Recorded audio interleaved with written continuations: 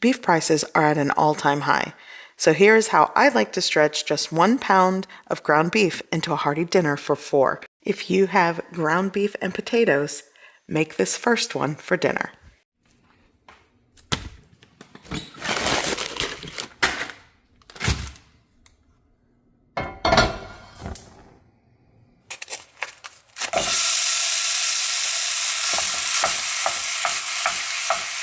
I'm repurposing this seasoning bottle or jar. I'm going to season with salt, pepper, garlic, and onion powder.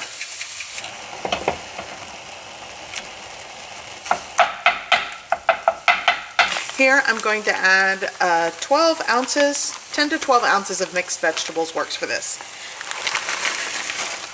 A little more seasoning. Here I'm going to be adding 1 or 2 tablespoons of tomato paste. Yeah, 2 of these.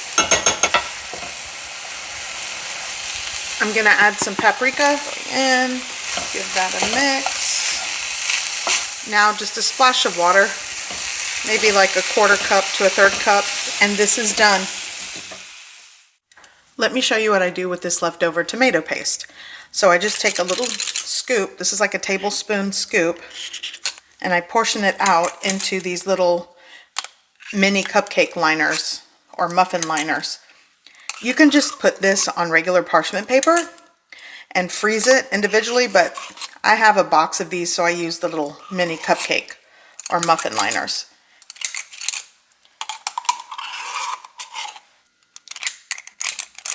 And now this is going into my freezer.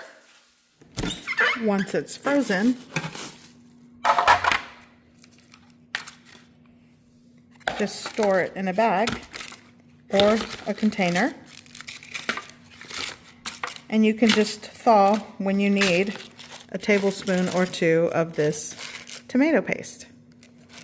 There we go.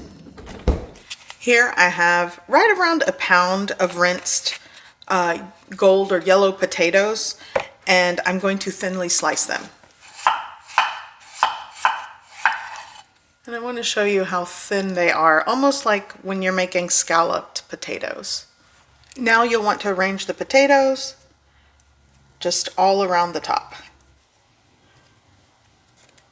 I'm going to go over with a little bit more of that garlic, onion, salt and pepper. You'll want to preheat your oven to 375 degrees Fahrenheit. I'm going to make a bechamel sauce. Here I have 4 tablespoons of unsalted butter. You'll want to melt that. Here I'm going to add 5 tablespoons of all-purpose flour. You'll want to make a roux. I'm going to let this come together and gently cook the butter and flour for like a minute to a minute and a half. Nothing on high. You don't want it to burn, so keep this at like a medium-low to low heat.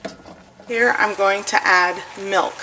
Probably like 1.5 cups, I think, should do the trick. Continually mix. You want to make sure it stays kind of like at a gentle simmer to thicken. Going to add salt to taste and a little bit of freshly grated nutmeg. And that's the sauce. So I am going to add some cheese for a topping, but you know what? This is Colby Jack. Use what you've got. I had a little bit left over from another block.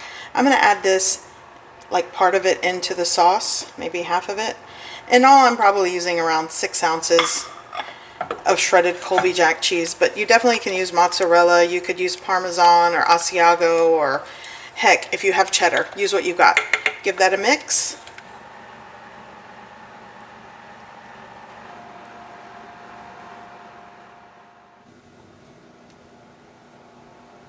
I'm going to cover that.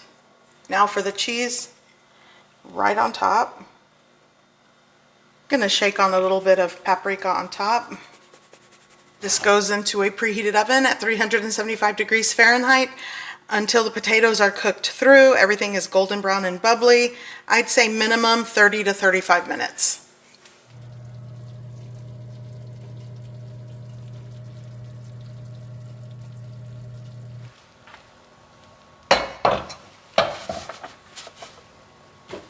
I'm going to let this hang out for about 10 to 15 minutes. I'm going to garnish with a little bit of parsley.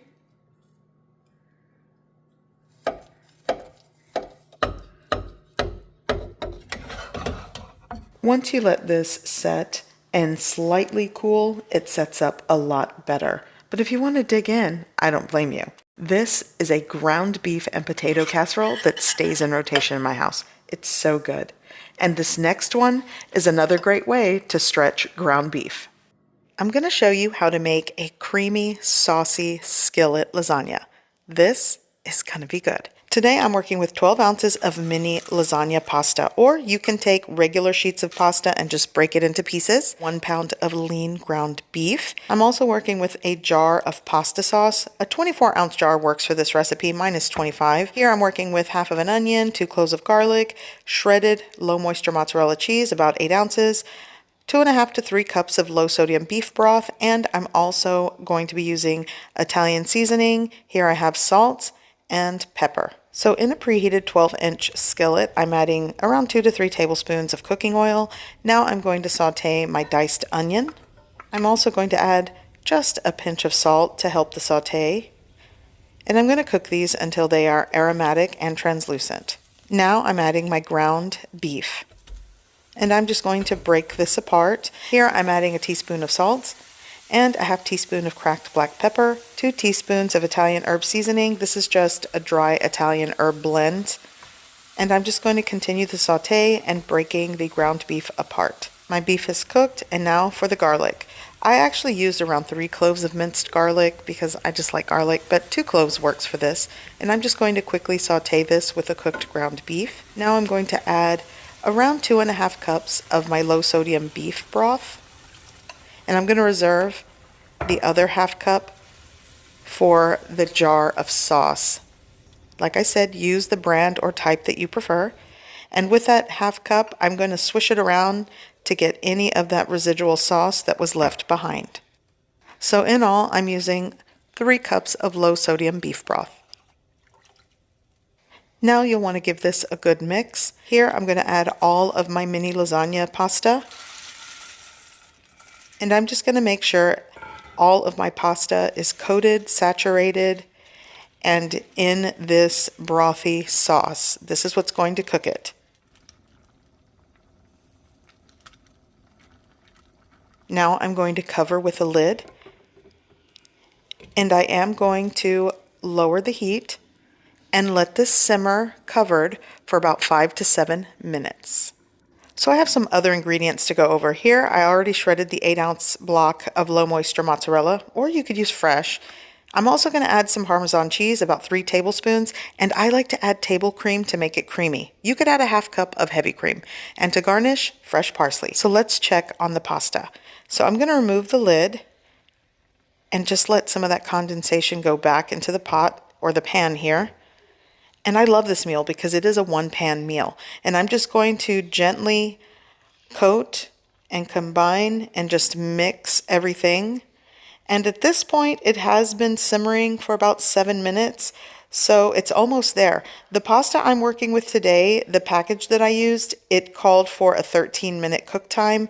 I'm going to take it to around 12. But really, the doneness of your pasta is to your preference. So I'm going to add several tablespoons of grated Parmesan cheese. And I'm just going to add my table cream, or like I said, use a ½ cup of heavy cream. And the addition of either heavy cream or table cream gives it the creamy skillet lasagna. It's so good in this, so I do suggest you use it. And I am just going to give this a good stir and combine well.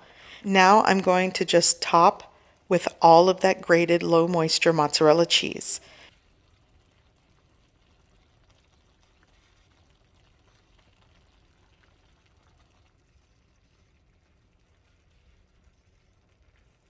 Now for a sprinkling of fresh chopped parsley.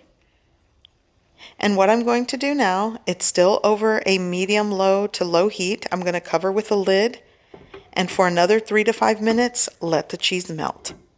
After about the 3 to 5 minutes, I'm going to turn off the heat, and this should be done. And the texture of the pasta should be tender. Now, not mushy. Now, if you want it to be al dente, then scale back a couple of minutes of cook time. But this is ready and it's so delicious. A great side for this is side salad and crusty garlic bread, and you have a delicious hearty meal. And this definitely is an easier way to get your lasagna fix. So I have a plate here and I'm ready to serve this to try it.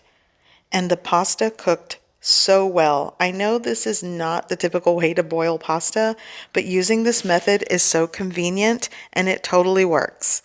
So this is pretty close to a Hamburger Helper lasagna.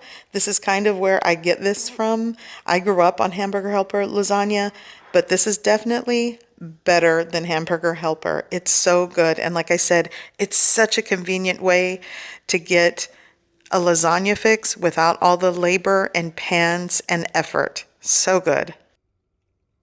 I'm going to add a little more Parmesan cheese. And like I said, you want to garnish how you like. Crushed red pepper flakes also goes great as a garnish and flavor. Add some more fresh parsley and dig in. I hope you give this recipe a try. I hope you like it. And thanks for watching.